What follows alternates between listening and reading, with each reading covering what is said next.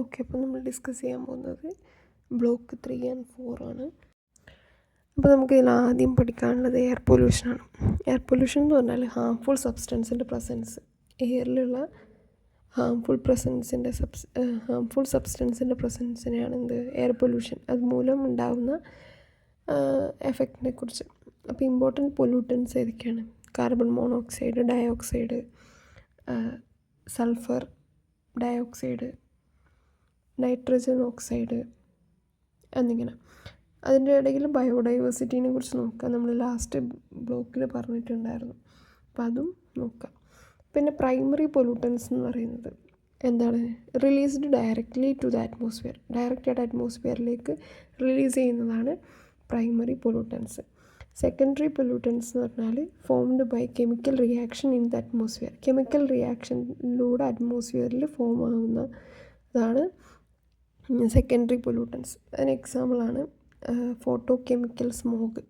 ഇനി അതിലെ കുറച്ച് ഇമ്പോർട്ടൻറ്റ് ടേംസ്. AQI എന്ന് പറഞ്ഞു കഴിഞ്ഞാൽ എയർ ക്വാളിറ്റി ഇൻഡെക്സ്, അതായത് എയർ ക്വാളിറ്റി മെഷർ ചെയ്യുന്നതിനാണ് AQI എന്ന് പറയുന്നത്. പിന്നെ PM2.5 most dangerous particulate matter because it enters the lungs and blood stream. ഇതിൻ്റെ കൺട്രോൾ മെഷേഴ്സ് എന്തൊക്കെയാണെന്ന് വെച്ചാൽ പബ്ലിക് ട്രാൻസ്പോർട്ട് യൂസ് ചെയ്യുക, renewable energy, afforestation, pollution control devices, cleaner fuels use ചെയ്യുക. ഇതൊക്കെയാണ് ഇതിൻ്റെ control measures. Next water pollution. Water pollution എന്ന് പറഞ്ഞു കഴിഞ്ഞാൽ കണ്ടാമിനേഷൻ ഓഫ് വാട്ടർ, അതായത് അൺസ്യൂട്ടബിൾ ആയിട്ട് യൂസ് ചെയ്യാൻ പറ്റാതെ വാട്ടർ ആവുന്നതിനെയാണ് എന്ത് പറയുക? Water pollution. അതിൻ്റെ സോഴ്സസ് എന്താണ്? Sewage, oil spill, plastic waste. ഇതിൽ ഇമ്പോർട്ടൻറ്റ് ടേംസ് ആണ് DO, അതായത് ഡിസോൾവ്ഡ് ഓക്സിജൻ. ഹയർ DO ആണെങ്കിൽ ഹെൽത്തി വാട്ടർ ആയിരിക്കും എന്ന കാര്യം മനസ്സിലാക്കുക. പിന്നെ BOD എന്ന് പറഞ്ഞാൽ bio chemical oxygen demand. Higher BOD ഉള്ള വാട്ടർ എന്ന് പറഞ്ഞു കഴിഞ്ഞാൽ മോർ പൊല്യൂട്ടഡ് വാട്ടർ ആയിരിക്കും. അതുപോലെ COD എന്ന് പറഞ്ഞാൽ കെമിക്കൽ ഓക്സിജൻ ഡിമാൻഡ്, അതായത് BODനേക്കാളും ഗ്രേറ്റർ ആണ്. പിന്നെ യൂട്രോഫിക്കേഷൻ, അത് നോക്കാം. പിന്നെ ബയോമാഗ്നിഫിക്കേഷൻ, അതായത് ട്രോപ്പിക് ലെവലിൽ എന്താണ് ടോക്സിക് സബ്സ്റ്റൻസിൻ്റെ അളവ് കൂടുന്നതിനാണ് ബയോമാഗ്നിഫിക്കേഷൻ. നെക്സ്റ്റ് സോയിൽ പൊല്യൂഷൻ, അതായത് contamination of soil by harmful chemicals, പെസ്റ്റിസൈഡ്സിൻ്റെയും ഫെർട്ടിലൈസേഴ്സിൻ്റെയും ഇൻഡസ്ട്രിയൽ വേസ്റ്റും മൈനിങ്ങും പ്ലാസ്റ്റിക്കും മൂലമാണ് സോയിൽ പൊല്യൂഷൻ ഉണ്ടാകുന്നത്. അതിൽ ഇമ്പോർട്ടൻറ്റ് ടേം എന്ന് പറഞ്ഞു കഴിഞ്ഞാൽ ബയോ റെമഡിയേഷൻ എന്ന് പറഞ്ഞു കഴിഞ്ഞാൽ മൈക്രോ ഓർഗാനിസത്തിൻ്റെ സഹായത്തോടെ ഈ പൊല്യൂഷൻ ക്ലീൻ ചെയ്യുന്നതിനാണ് ബയോ റെമഡിയേഷൻ എന്ന് പറയാം. അതുപോലെ ഫൈറ്റോ റെമഡിയേഷൻ എന്ന് പറഞ്ഞു കഴിഞ്ഞാൽ പ്ലാന്റ്സിന് യൂസ് ചെയ്യുന്നു ഈ കണ്ടാമിനേറ്റഡ് ആയിട്ടുള്ള സോയിൽ ക്ലീൻ ചെയ്യാൻ വേണ്ടിയിട്ട്. ഓക്കെ, നെക്സ്റ്റ് നോയിസ് പൊല്യൂഷൻ, അതായത് അൺവാണ്ടഡ് ഓർ എക്സസീവ് സൗണ്ട്. ഇതിൻ്റെ sources vehicle, industries, loud speakers, construction, ഇതൊക്കെയാണ്. ഇതുമൂലം ഉണ്ടാകുന്ന പ്രശ്നം എന്താണെന്ന് വെച്ചാൽ sleep disturbance, hearing loss, stress, hypertension എന്നുള്ളതാണ്. പിന്നുള്ളതാണ് വേസ്റ്റ് മാനേജ്മെൻറ്റ്, വളരെ ഇമ്പോർട്ടൻ്റ് ആയ വേസ്റ്റ് മാനേജ്മെൻറ്റ്. അതിൽ 3R ആണ്: റെഡ്യൂസ്, റീയൂസ്, റീസൈക്കിൾ. പിന്നെ വേസ്റ്റ് മാനേജ്മെൻറ്റ് ടെക്നിക്സ് നോക്കുക, എങ്ങനെയൊക്കെ വേസ്റ്റ് എഫക്റ്റീവായിട്ട് മാനേജ് ചെയ്യാം എന്നുള്ളത്. പിന്നുള്ളത് ടൈപ്സ് ഓഫ് വേസ്റ്റ് ആണ്. പല ടൈപ്പ് വേസ്റ്റ് ഉണ്ട്, അപ്പോൾ അത് കൂടി ഡിസ്കസ് ചെയ്യാം. അതായത് ബയോഡിഗ്രേഡബിൾ, അതായത് ഫുഡ് വേസ്റ്റും ലീവ്സും പേപ്പറും. പിന്നെ non biodegradable, plastic, glass, metal, rubber. പിന്നെ കമ്പോസ്റ്റിംഗ്, നമ്മൾ അഗ്രികൾച്ചർ ആൻഡ് സ്പെഷ്യൽ വേസ്റ്റിൽ പറയുന്നത് organic compost, vermicompost, waste, biomedical waste, hazardous waste, sanitary landfill, incineration. ഇതിൽ 5R എന്ന് പറയുന്നുണ്ടെങ്കിലും മെയിനായിട്ട് 3Rs ആണ് നോക്കേണ്ടത്, അതായത് റെഡ്യൂസ്, റീയൂസ്, റീസൈക്കിൾ. പിന്നെ നോക്കാനുള്ളത് 2 ടൈപ്പ് ഹസാർഡ്സ് ആണ്. എന്തൊക്കെയാണ്? നാച്ചുറൽ ഹസാർഡ്സും ഹ്യൂമൻ ഇൻഡ്യൂസ്ഡ് ഹസാർഡ്സും. നാച്ചുറൽ എന്ന് പറഞ്ഞു കഴിഞ്ഞാൽ പ്രകൃതിയിൽ നിന്ന് ഉണ്ടാകുന്ന flood, earthquake, landslide എന്നിങ്ങനെ. ഹ്യൂമൻ ഇൻഡ്യൂസ്ഡ് എന്ന് പറയുമ്പം ആക്സിഡൻറ്റ്സ്, ഇൻഡസ്ട്രിയൽ ഡിസാസ്റ്റേഴ്സ്. ഓക്കെ, അപ്പോൾ ഇനി നമുക്ക് നോക്കാനുള്ളത് ഗ്ലോബൽ എൻവയോൺമെൻറ്റൽ ഇഷ്യൂസാണ്. അതായത് global warming, ozone depletion, acid rain എന്നുള്ളത്. അപ്പോൾ അത് നമുക്ക് ഗ്രീൻ ഹൗസ് എഫക്റ്റ് നോക്കാം. Natural warming process that keeps earth suitable for life. അത് നാച്ചുറൽ വാർമിംഗ് പ്രോസസ്സാണ്. അതായത് എർത്തിനെ ജീവിക്കാൻ ഉതകുന്ന രീതിയിൽ സ്യൂട്ടബിളായിട്ട് വെക്കാൻ ഹെൽപ്പ് ചെയ്യുന്നതാണ് എന്ത് greenhouse effect. Green house gases ഏതൊക്കെയാണ്? CO2, CH4, CFCs, അതായത് chlorofluorocarbons. Next climate change and global warming.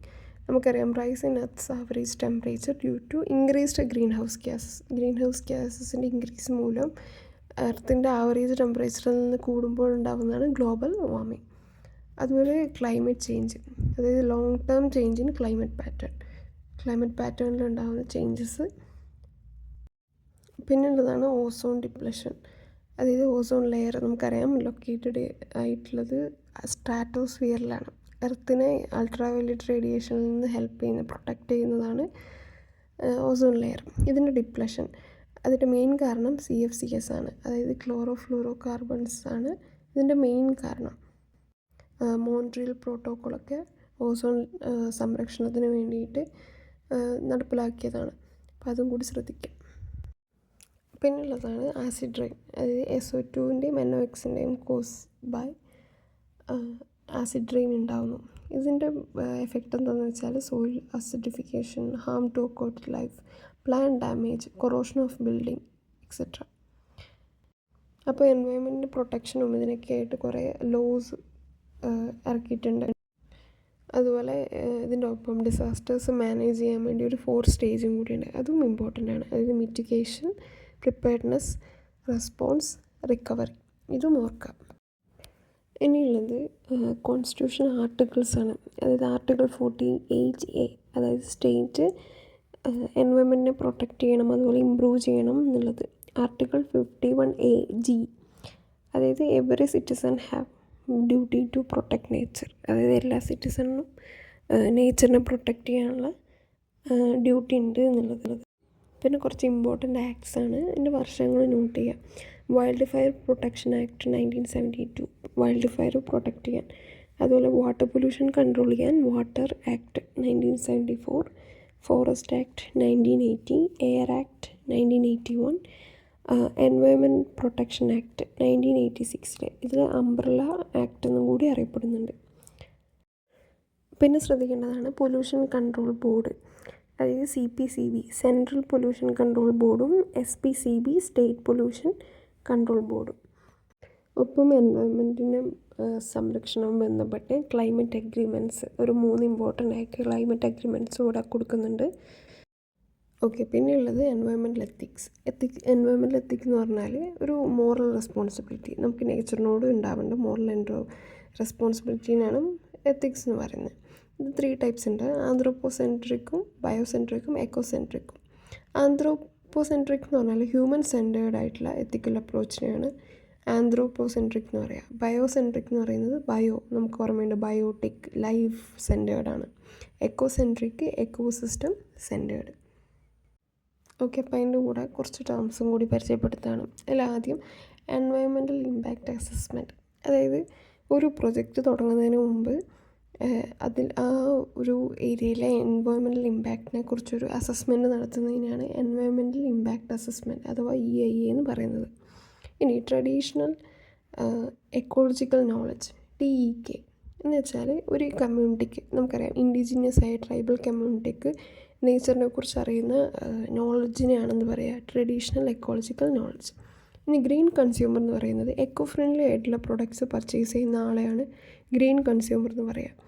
Carbon footprint, അതായത് total green house gases emitted by a person or activity, ഒരു ആക്ടിവിറ്റിയിലൂടെയോ അല്ലെങ്കിൽ ഒരാളിലൂടെയോ ഗ്രീൻ ഹൗസ് ഗ്യാസസ് പുറന്തള്ളിയ ടോട്ടൽ ഗ്രീൻ ഹൗസ് ഗ്യാസസിനെ പറയുന്നതാണ് കാർബൺ ഫുട് പ്രിൻറ്റ്.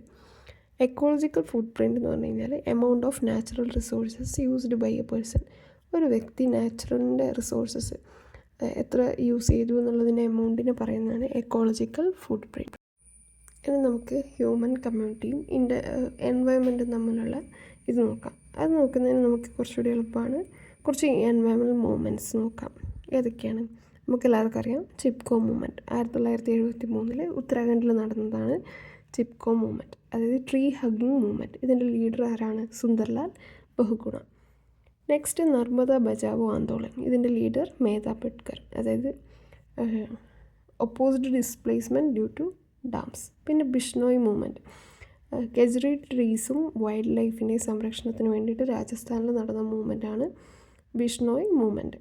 പിന്നെ സൈലൻറ്റ് വാലി മൂവ്മെൻറ്റ്, കേരളത്തിൽ നടന്ന സൈലൻറ്റ് വാലി ട്രോപ്പിക്കൽ റെയിൻ ഫോറസ്റ്റിൻ്റെ സംരക്ഷണത്തിന് വേണ്ടിയിട്ട് നടന്നതാണ് സൈലൻറ്റ് വാലി മൂവ്മെൻറ്റ്. ഇതൊക്കെയാണ് ഇതിൽ ഇമ്പോർട്ടൻ്റ് ആയിട്ടുള്ള കമ്മ്യൂണിറ്റി പാർട്ടിസിപ്പേറ്റഡ് മൂവ്മെൻറ്റ്. ഇനി നമുക്ക് സസ്റ്റൈനബിൾ ലൈഫ് സ്റ്റൈൽ നോക്കാം.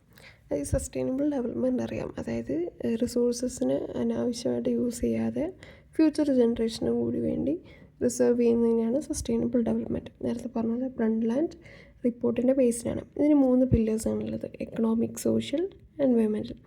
ഇതിൽ മെയിനായിട്ടുള്ളത് ഗ്രീൻ ടെക്നോളജി, അതായത് ടെക്നോളജി ദാറ്റ് റെഡ്യൂസസ് പൊല്യൂഷൻ, അതായത് സോളാർ പാനൽസിൻ്റെ use, wind turbines, electric vehicles, LED bulbs, അതുപോലെ green building, solar energy, rain water harvesting, natural lighting, energy efficient appliances, അങ്ങനെയുള്ളത്. Organic farming, avoid synthetic fertilizers and pesticides. അതിൽ വരുന്നതാണ് circular economy, അതായത് reduce, reuse, recycle. ഇനി കുറച്ച് important days ആണ് പറയുന്നത്. അതായത് വേൾഡ് എൻവയോൺമെൻറ്റ് ഡേ എന്നാണ് 5th June, earth day 22 April, water day 22 March, biological diversity day 22 May, ozone day 16 September. അപ്പോൾ ഡേയ്സും കൂടി നോട്ട് ചെയ്യാം. അപ്പോൾ മെയിനായിട്ട് എയർ, വാട്ടർ, സോയിൽ പൊല്യൂഷൻ, അതുപോലെ waste management, 3R, climate change, ozone layer, environment protection acts, movements, ഇതൊക്കെയാണ് ഈ 2 ബ്ലോക്കിലായിട്ട് ഉള്ളത്. അപ്പോൾ കുറച്ച് ക്വസ്റ്റ്യൻസ് ആഡ് ചെയ്യാണ്, ആൻസേഴ്സ് കമൻറ്റ് ചെയ്യാം.